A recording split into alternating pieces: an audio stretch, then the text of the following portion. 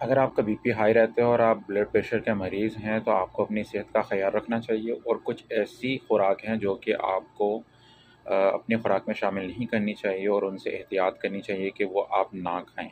क्योंकि वो खुराक जो है आपके ब्लड प्रेशर को बढ़ा सकती हैं और आपके ब्लड प्रेशर की वजह से और मसले-मसाइल पैदा हो सकते हैं।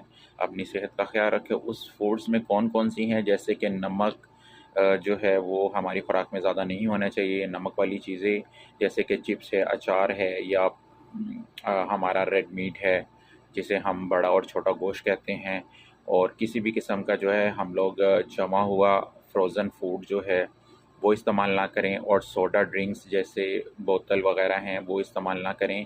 और इसी तरह से जो हमारे हैं फ़ास्ट फूड बाज़ार के स्पाइसी ऑयली खाने जो हैं बर्गर, शवारमे, इस तरह के खाने हम ना खाएँ। अदरवाइज़ क्या होगा कि हम इस तरह के चीज़ें इस्तेमाल करने से हमारा ब्लड प्रेशर तेज़ होगा और बहुत सारी कॉम्प्लिकेशंस पैदा होंगी। और बहुत सारी इस तरह की अच्छी वीडियोज़ के लिए फ़ॉलो करें। Thank you.